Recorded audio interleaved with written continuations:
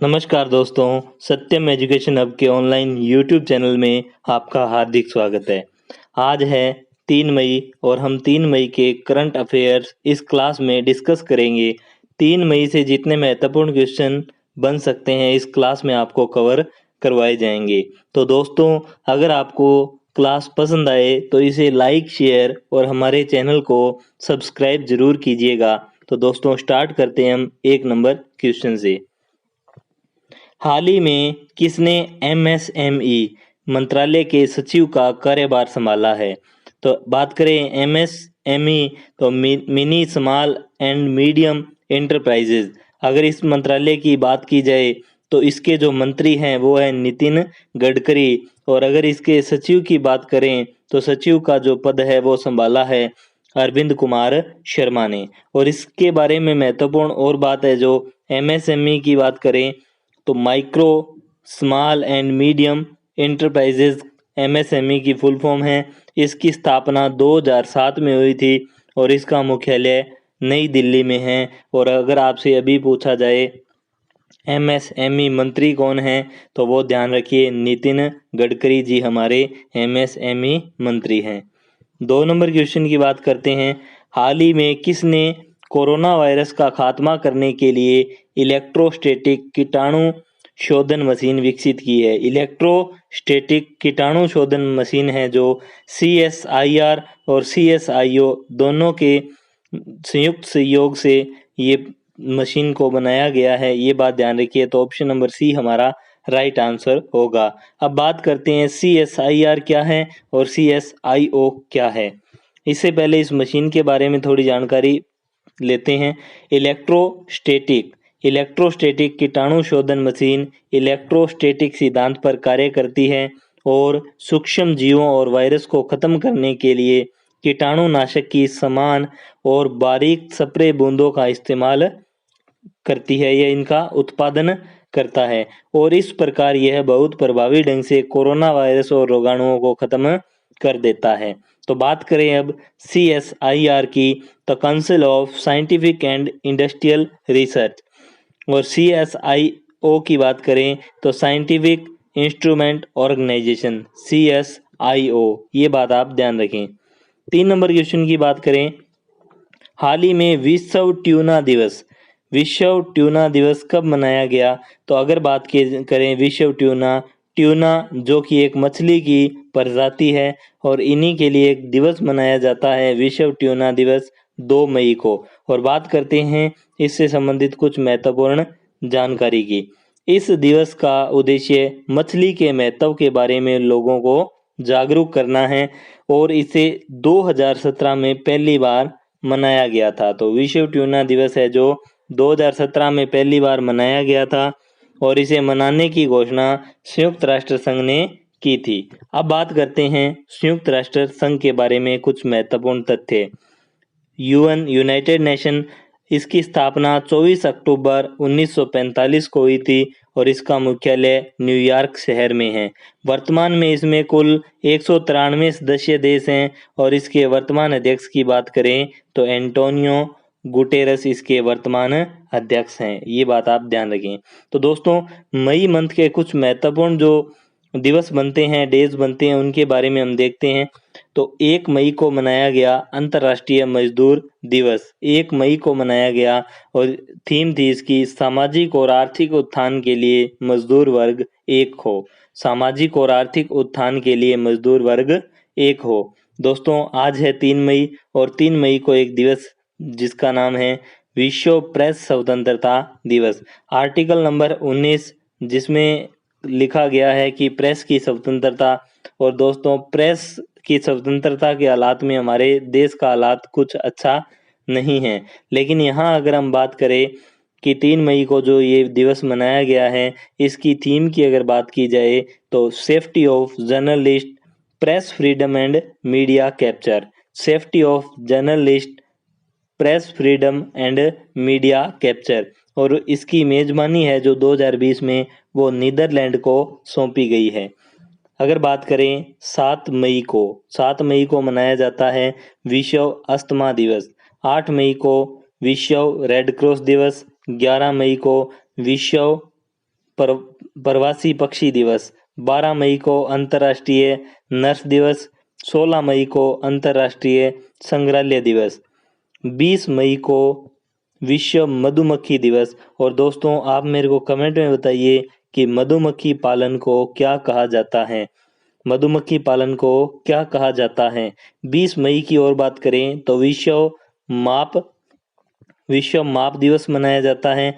23 मई को मनाया जाता है विश्व कछुआ दिवस। और दोस्तों यहाँ पर एक कमेंट बॉक्स में आप ये और बताइए कि ओलिव रिडले जो कछुओं की प्रजाति है भारत में, इसके लिए कौन सा राष्ट्रीय उद्यान जाना जाता है, ओलिव रिडले कछुए के लिए। 24 मई को मनाया जाता है राष्ट्रमंडल दिवस, 25 मई को मनाया जाता है विश्व थायराइड दिवस, 29 मई को अंतर्राष्ट्रीय एवरेस्ट दिवस, 30 मई को गोवा राज्य दिवस और 31 मई को तंबाकू निषेध दिवस। तो ये दिवस आप जो मई मंथ के इम्पोर्टेंट है इनको भी दोस्तों आप याद रखिए। अब बात करते हैं 4 नंबर क्वेश्चन की। हाल ही में कोविड-19 को विघटित करने के लिए माइक्रोवेव स्टेरलाइटर और अतुल्या किस संस्थान ने बनाया है। अतुल्या अगर बात करें तो ये डाइट ने बनाया है। अब डाइट के बारे में बात करते हैं, इससे पहले ये ओटिल्या क्या है, अतुल्या क्या है, इसके बारे में बात करते हैं। माइक्रोवेव स्टेरलाइटर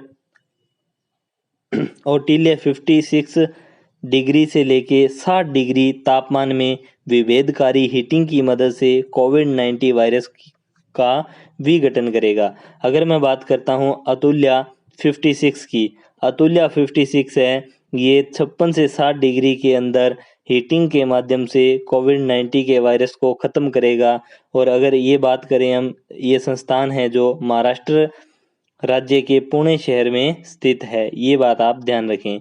और अगर डाइट की बात की जाए, डाइट है defence institute of advance technology, defence institute of advance technology उन्नत प्रौद्योगिकी रक्षा संस्थान, स्थापना हुई थी 1952 में। इसके चांसलर है राजनाथ सिंह, चांसलर है इसके राजनाथ सिंह। 5 नंबर क्वेश्चन की बात करें, हाल ही में परिवहन एवं राजमार्ग मंत्रालय के सचिव कौन नियुक्त किए गए हैं, तो गिरिधर अरमाने को नियुक्त किया गया है। और अगर बात की जाए परिवहन और राजमार्ग मंत्रालय के मंत्री, यानी ये मंत्रालय किसके पास है, तो ये नितिन गडकरी जी के पास है, पूरा नाम नितिन जयराम गडकरी।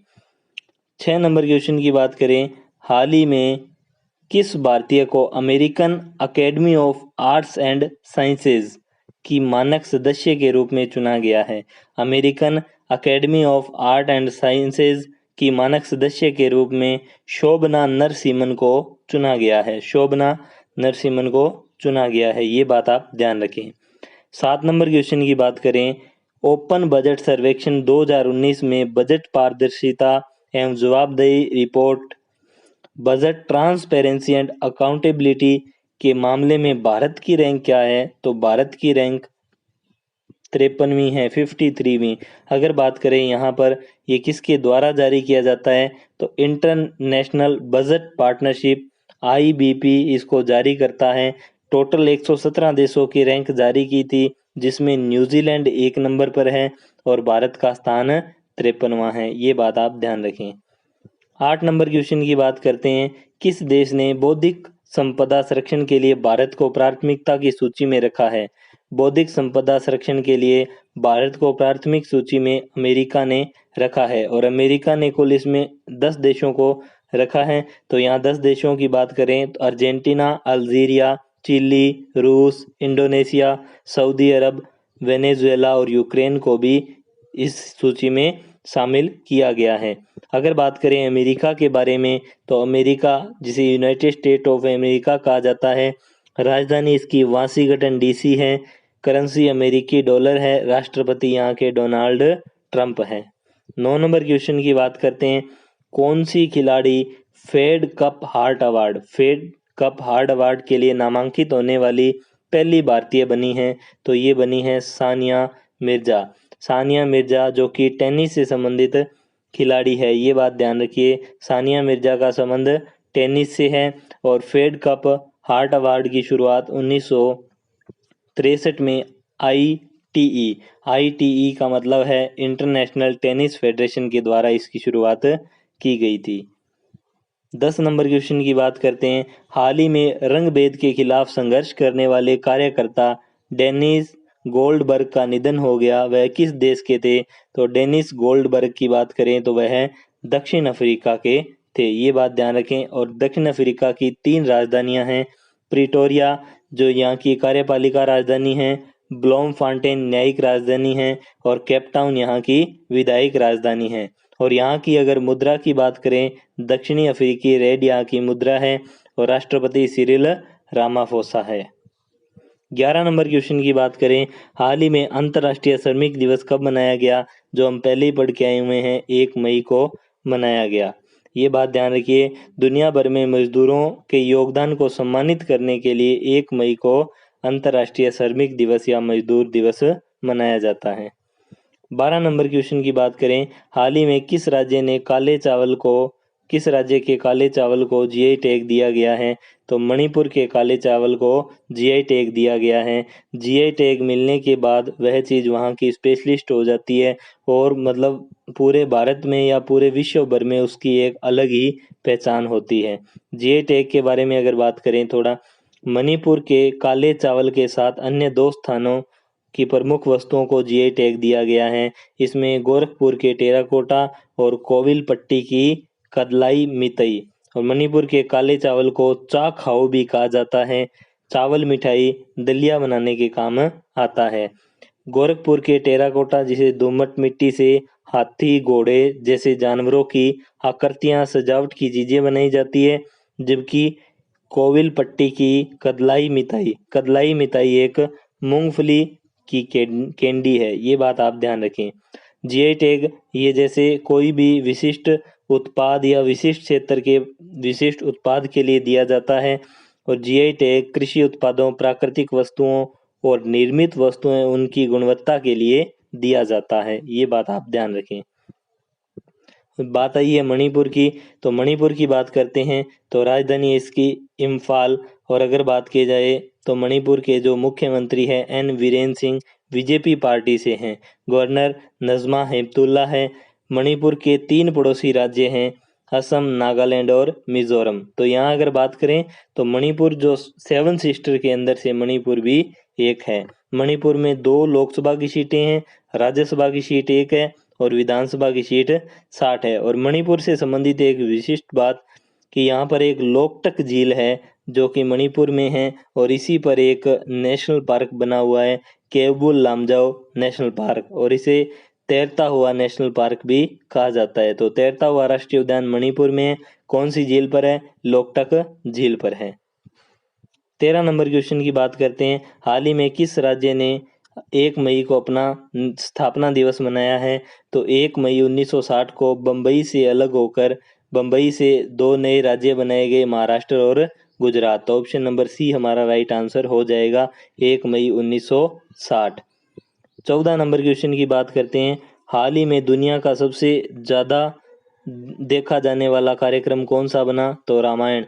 7.7 करोड़ लोगों ने इसे देखा था। ये बात आपको ध्यान रखनी है। 16 अप्रैल 2020 को एक ही दिन में पूरी दुनिया में इस पौराणिक कार्यक्रम को 7.7 करोड़ दर्शकों द्वारा देखा गया। ये बात आप ध्यान रखें। 15 नंबर क्वेश्चन की बात करें, निकई एशियाई पुरस्कार 2020 के लिए किसे चुना गया है?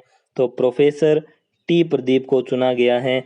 ये निकई एशियाई पुरस्कार है 3 क्षेत्र में, कल्चर एंड कम्युनिटी में, साइंस में और इकोनॉमिक्स के क्षेत्र में दिया जाता है। 1966 से इसका प्रारंभ हुआ था। और बात करें ये 2020 में, तो आईआईटी मद्रास के प्रोफेसर थलपिल प्रदीप को निकई एशिया पुरस्कार 2020 विज्ञान और प्रौद्योगिकी श्रेणी में दिया गया है।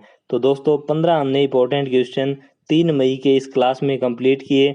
और आज का लास्ट क्वेश्चन जो आपको इसका आंसर कमेंट बॉक्स में देना है, इसके बारे में जितना आप डिटेल से लिख सकते हो तो वो आप डिटेल से बताइए। हाल ही में किस राज्य ने जीवन अमृत योजना की शुरुआत की है? तो यहाँ पर जो भी राज्य आपको मिले उसका आंसर कमेंट बॉक्स में दीजिए और उस राज्य के बारे में पूरा डिटेल में बताइए। डिटेल में बताने से वह डिटेल आपको पूरी याद भी हो जाएगी। तो दोस्तों, अगर आपको क्लास पसंद आई है तो इसे लाइक शेयर और सब्सक्राइब जरूर कीजिएगा। धन्यवाद।